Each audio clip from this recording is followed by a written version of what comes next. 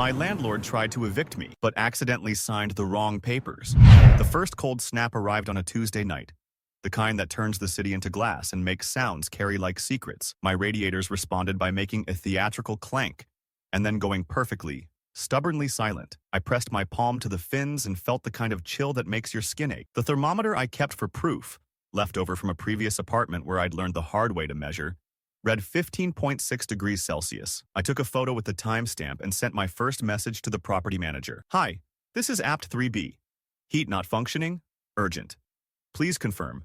Receipt. A few minutes later, 3 gray dots appeared, then a reply from Svetlana. Okay, we put in a ticket, plumber tomorrow. Tomorrow became Thursday, then the weekend, then a pattern. Every morning I boiled water to fog the kitchen and stood in the steam with my coffee like it was a campfire. I work from home, a freelance front-end developer whose productivity and sanity depend on a predictable climate and silence. Instead, I had the slow tap-tap of a leak that started as a faint dark iris in the ceiling above my desk. The paint was clearly cheap, a gloss that pretended to be clean while trapping years of smoke. When the iris turned into a full tear streak, I put a bowl under it and filmed the drip, counting seconds between drops. At 2:14 a.m., the rhythm doubled like a heart that decided to sprint. I texted Svetlana again. The leak is worse. Video attached. This risks my equipment. She sent a thumbs up. That was it. No words. Just a floating blue hand, like a promise tossed from far away. I kept receipts neat the way my grandmother kept letters. Carefully, temporarily, assuming one day I'd want to hold proof in my hands. My rent had never so much as been late. I had the bank statements printed because I like paper when stakes are high. I had file names that started with YYYY-MM to sort themselves. By Friday, I titled an email, Notice to Repair, Formal. CC'd myself and my friend Natalia, who's a tenants' rights volunteer and the person who taught me to put the words formal notice in the subject line like a siren. I listed dates, temperatures, attached photos of the thermometer, the drip, the stale smoke detector mounted without batteries, and ended with, per our lease and municipal code section, please restore heat and address water intrusion within 48 hours. Then I clicked send, watched the little paper airplane fly, and felt brave in the way bureaucratic language can make you feel. Saturday, I was woken by a metallic chirp not from a smoke detector but from the building intercom. I answered and heard a bored voice. Maintenance. They came up with a plastic bag of tools and a smirk. The older one tapped the radiator with a wrench like checking a melon. Sometimes they just need persuasion, he said, persuading it again, harder. When I pointed to the drip, he squinted and said, Old building, it dries. He unhooked the smoke detector, blew dust out like a birthday candle, didn't replace the battery, and left. I filmed that too. It felt strange to hold my phone up at every indignity, but documenting was the only ritual that made me feel less invisible.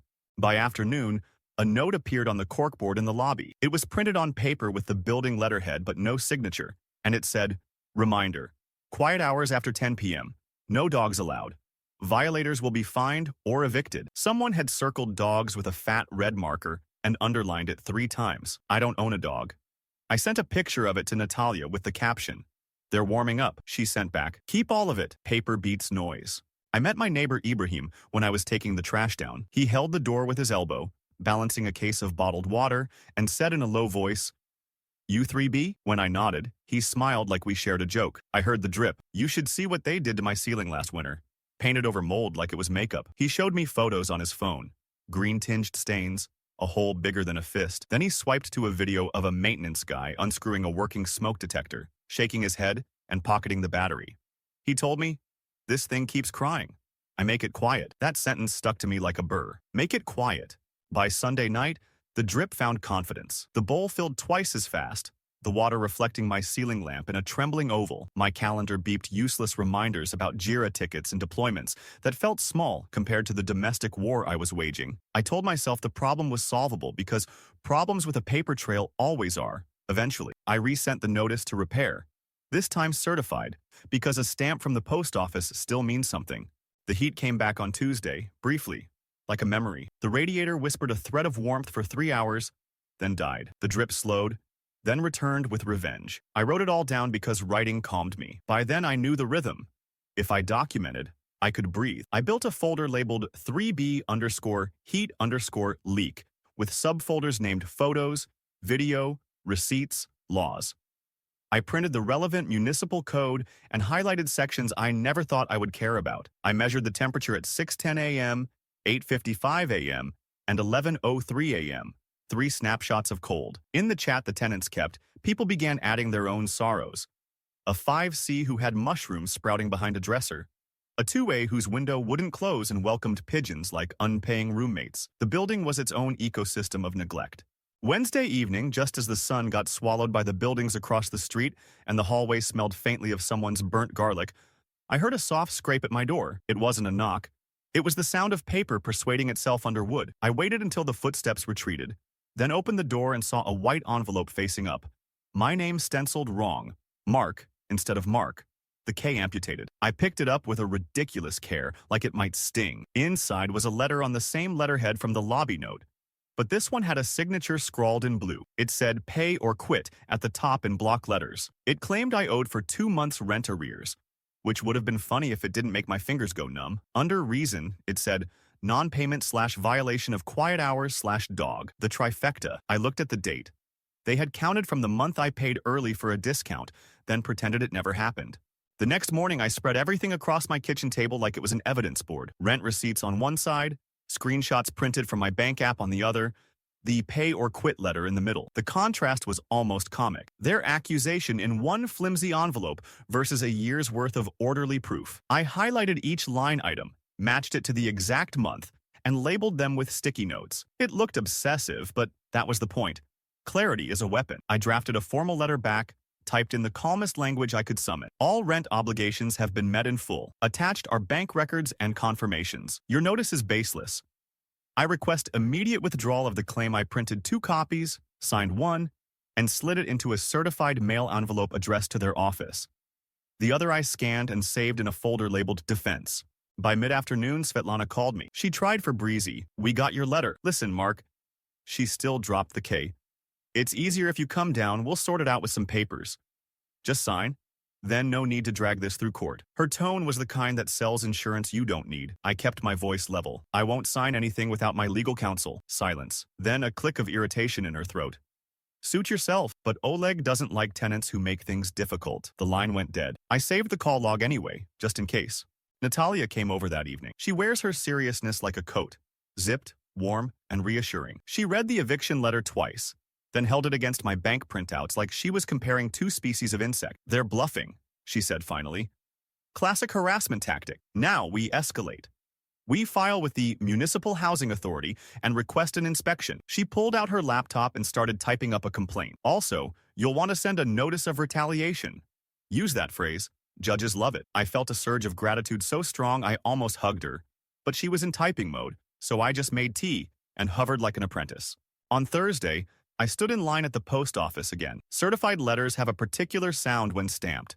A dull clunk that feels heavier than regular mail. One envelope went to the housing authority, another to the landlord's office with my formal rebuttal. The clerk slid the receipts across the counter, and I tucked them into my growing folder like medals. That night, I emailed the tenants' chat. Has anyone else received eviction warnings? Within minutes, replies poured in. 5C said yes, for noise violations, even though she worked double shifts at the hospital and was never home. 2A said yes, for refusal to allow inspection, even though no inspection had ever been requested. It was a pattern, and patterns are ammunition. Friday, the leak in my ceiling bloomed wider. Water traced the edges of the light fixture, threatening to drip onto my desk. I dragged my chair to the corner, balancing my laptop on my knees. Every keystroke felt borrowed. I snapped more photos, this time with a ruler held against the spreading stain to show scale. I attached them to another email. Urgent safety hazard. Potential electrical risk. Immediate repair required. The response came at midnight. One sentence from Svetlana. We will get to it when we can. I stared at the words until they blurred.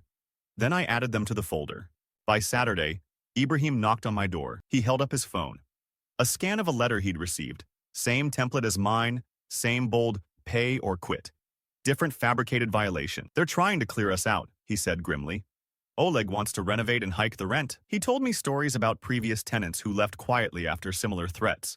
People who didn't know their rights. But you're not leaving, right? He asked. I shook my head. Not without a fight. He smiled for the first time. Good. About time someone stood up. Monday morning, a new envelope arrived. This one was a summons. Court date, docket number, official stamp. The claim listed violation of lease agreement, arrears, unauthorized animals, the same dog I didn't own, the same rent I had already paid. My stomach twisted. But when I texted Natalia, she responded, "Good, now it's real." In court, paper beats intimidation. Gather everything. So I spent the afternoon turning my kitchen into a war room. Timelines taped to the wall, colored tabs sticking out of folders, a binder labeled evidence with sections, payments, repairs, communications, photos. It felt absurdly cinematic, like preparing to expose a conspiracy, except it was just my cold apartment and one landlord's greed. That evening, Svetlana left a voicemail. "We can make this easier, Mark. If you just sign a voluntary move-out agreement, Oleg will forgive the arrears. No hard feelings." I replayed it twice, then saved it to a flash drive. Evidence. Proof that this wasn't about rent. It was about pressure. I sat in the dark after, the radiator cold against my back, the ceiling drip ticking like a metronome. For the first time, fear gave way to something sharper, cleaner. Not panic, resolve. When I finally closed the binder, the clock read past midnight. On the cover, under the word evidence, I added one more label. Game on. Preparation for court turned into its own full-time job. My apartment didn't feel like a home anymore. It felt like an evidence locker with furniture. I bought a cheap laser printer just to keep from running to the copy shop every hour. By the time I was done, I had 3 binders. One for payments, one for repair requests and correspondence, one for municipal codes and inspection requests. I labeled them with block letters like I was planning a trial on TV. The inspection came quicker than I expected. A city inspector, a thin man with a clipboard, and the weary patience of someone who has seen every trick landlords pull, walked through my apartment on a gray Tuesday morning. He measured the radiator temperature with his own device, 15 degrees Celsius. He photographed the water stain, now a full blossom across the ceiling, and jotted down the missing battery in the smoke detector. He barely reacted, just said, "Typical." When he left, he handed me a carbon copy of his notes. "You'll get the official violation in a week or 2. Keep this safe." I slid it straight into Binder 2. Svetlana emailed me that night with an attachment labeled Tenant Agreement. It was riddled with errors. My name misspelled, wrong apartment number, even the rent listed was higher than I actually paid. One clause stood out like a rotten tooth. Tenant agrees to vacate premises by mutual agreement, effective immediately. I almost laughed. It looked like they'd copied and pasted from another tenant's file. Natalia shook her head when I forwarded it. "They're careless." "That's good for us." Meanwhile, I started noticing small inconsistencies in the landlord's paperwork. The eviction notice claimed I owed rent from February, but my bank record showed a transfer made on January 30th, early and confirmed. Their timeline didn't add up. They were counting days they shouldn't, inventing debt out of thin air. I marked each discrepancy with neon tabs. It felt like unraveling a sweater one thread at a time. The night before the hearing, Oleg himself called. His voice was deep, oily, too calm. "We don't need to drag this out," he said. "Meet me before court. We can settle this quickly. No need for lawyers." My heart hammered, but I kept my voice flat. "I'll see you in court," he chuckled. "Or maybe in the hallway before. Think about it." The next morning, I walked into the courthouse with Natalia at my side, binders stacked like armor. Oleg was already there, pacing in the corridor, a thick folder under his arm. Svetlana hovered beside him, shuffling papers nervously. He spotted me and strode over, smile fixed but eyes sharp. "No need to go in front of the judge," he said smoothly. "Sign this and we're done." He slid a document onto the bench between us. I opened it slowly, Natalia leaning over my shoulder. The header read, "Stipulation of dismissal with prejudice." My eyes caught on those last 2 words, prejudice. That meant permanent. That meant he couldn't bring this case back again. Oleg tapped the page impatiently. "Just a formality. Means we end this today." He was sweating slightly, his collar tight around his neck. I looked at Natalia, who raised one eyebrow. She whispered, "If he signs this, the case is dead. Forever." My stomach flipped. Was this real? I scanned the document again. His name, the case number, the date, all correct. "You're sure this ends it?" I asked, feigning doubt. Oleg rolled his eyes. Yes, just sign." We both sign, judge rubber stamps it, and we walk out. Natalia nudged me. "Let him go first." She handed him her pen. He scrawled his signature with the flourish of someone trying to look powerful. Then he shoved the paper toward me. My hand shook slightly as I added mine below. I slid it back across the bench, heart pounding. Oleg smirked, tucking the paper into his folder like he'd just won something. But I had read it carefully. I knew exactly what he had just done. When the clerk called our case, we walked into the courtroom. My binder straps cut into my fingers, but I felt steadier than I had in weeks. The judge looked down at us over rimless glasses. "Have the parties reached an agreement?" Natalia stepped forward, her voice steady. "Yes, Your Honor. The landlord has signed a stipulation of dismissal with prejudice." She held it up like a trophy. The judge raised his eyebrows. "With prejudice? Very well. Case dismissed permanently. He banged the gavel. Just like that, it was over. Oleg's face went pale, his jaw tightening as the realization hit. He tried to speak. Your Honor, I didn't, but the judge was already calling the next case. We were dismissed. Finished.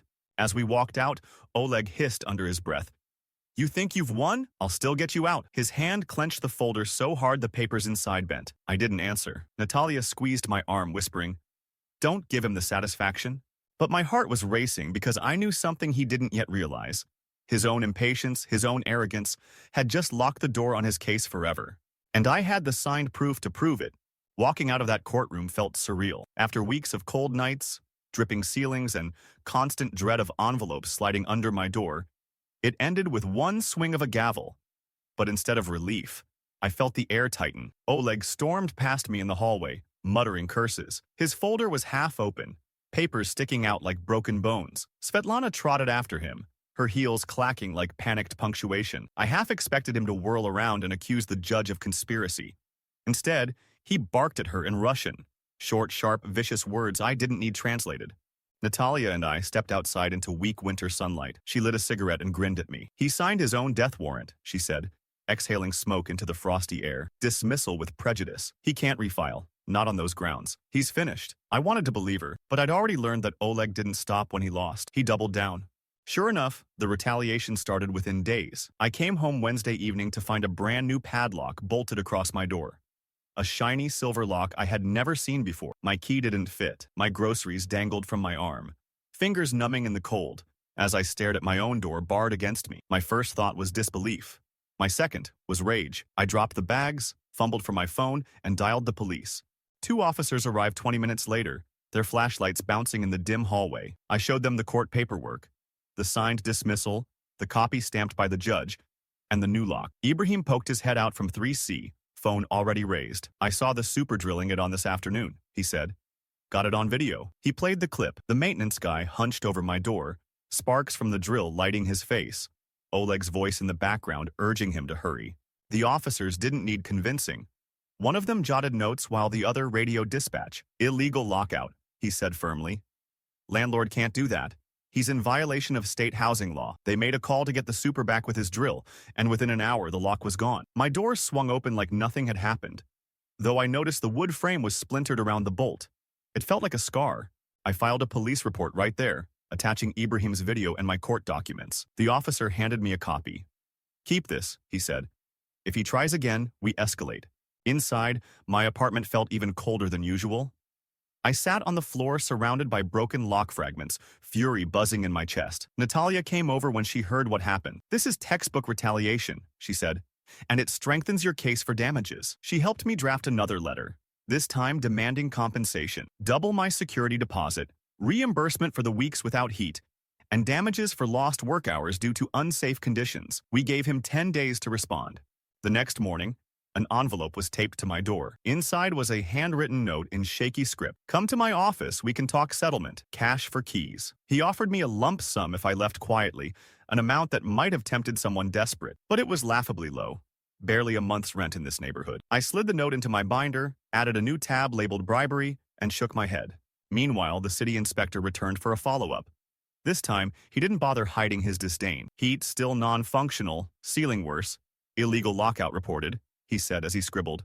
This is going in the official record. I asked what that meant. He looked up with tired eyes. It means fines, possibly license suspension. Depends how far you want to push. I did want to push. For weeks, Oleg had played with my nerves, banking on fear. Now, armed with binders of evidence, an inspector's violation, a police report, and a court dismissal with prejudice, the balance shifted. I wasn't the one scrambling anymore.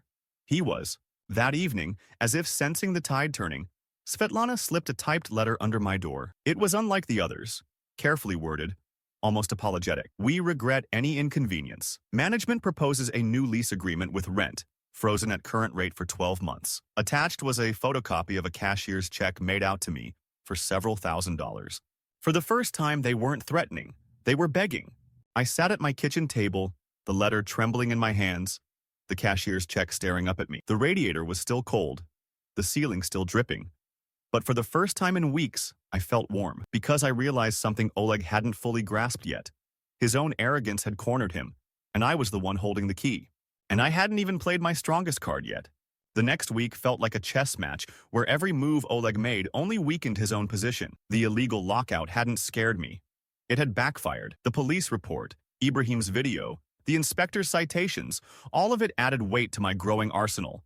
I filed a formal claim for damages. My letter was blunt.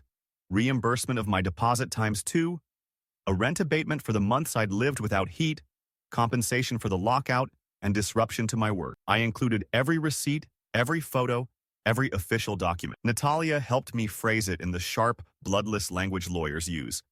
Tenant hereby demands, landlord's actions constitute. Reading it out loud made me grin. It was like using his own weapon back against him. That Friday evening, another envelope appeared. This time it wasn't a threat, but an offer. Oleg proposed cash for keys. A lump sum to leave immediately, with no mention of repairs or violations. The number was insulting.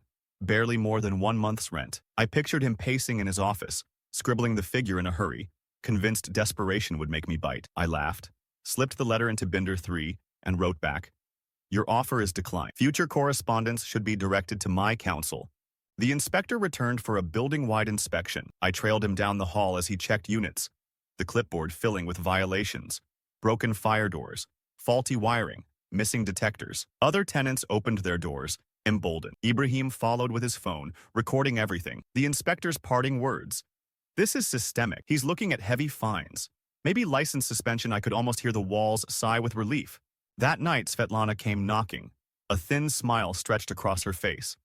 She held a sealed envelope and whispered like we were conspiring. "Oleg wants this settled quietly. He'll pay your deposit back in full, plus some extra." I opened the envelope after she left. A photocopy of a cashier's check with my name, the amount several $1,000s. Attached was a draft of a new lease. 12 months at the same rent, guaranteed no increases. For the first time, they weren't bluffing. They were surrendering. I wasn't reckless. I forwarded everything to Natalia. She smirked. "We'll counter. If he wants peace, it comes at our price." Together we drafted terms. Double the deposit returned, abatement for heat and leak, coverage of legal fees, and an enforceable clause. No retaliation, no harassment, with penalties if he violated again. We demanded it be notarized.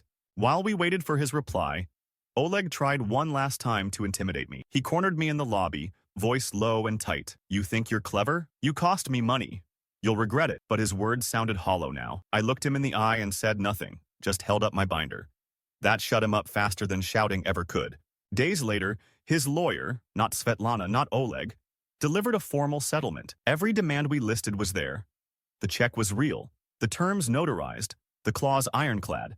For the first time in months, I slept through the night with the radiator humming steadily beside me. I knew I'd eventually move. No tenant wants to live in a war zone, even one they won. But for now, I'd won something bigger than warmth or money. I'd proven that a landlord's arrogance could be undone by patience, paper, and persistence. And yet, as I slid the signed settlement into the front of my binder, I couldn't shake the feeling there was still one more move left on the board. Programa ChatGPT сказала. The settlement check cleared 2 days later. I remember staring at the bank app on my phone, the balance suddenly fatter. The months of stress crystallizing into a number that felt both satisfying and surreal. It wasn't just money. It was validation. Every sleepless night in the cold, every envelope slid under my door, every binder tab and highlighted line had been worth it. Oleg had paid for his arrogance. But even with the ink dry and the funds transferred, I didn't relax. Not yet. I'd lived too long waiting for the next knock, the next note, the next threat.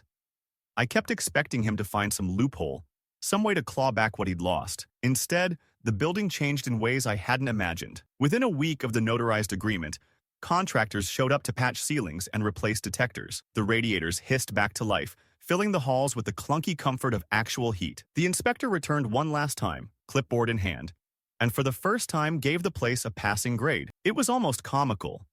Oleg was now forced to be the landlord he'd always pretended to be. The tenant's chat lit up with gratitude. "Finally got my window fixed," wrote 2A.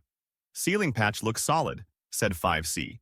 Ibrahim posted a video of his newly installed smoke detector with a sarcastic caption, "It cries again."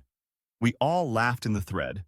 The kind of laugh that comes only after surviving something together. I realized the building wasn't just walls and radiators. It was a community. And Oleg's campaign of fear had accidentally united us. One evening, on my way in with groceries, I saw Oleg in the lobby. For the first time, he didn't look like a man in charge. He looked smaller, his shoulders hunched, his eyes darting anywhere but at me. He muttered something under his breath when we passed, but it wasn't anger anymore. It was defeat. Ibrahim walked by at the same moment, caught my eye, and gave a quick wink.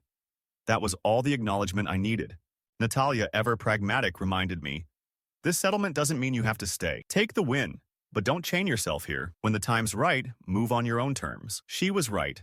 I started looking at listings, not out of desperation this time, but out of choice. The idea of living somewhere without constant battles, somewhere I could just breathe, became intoxicating.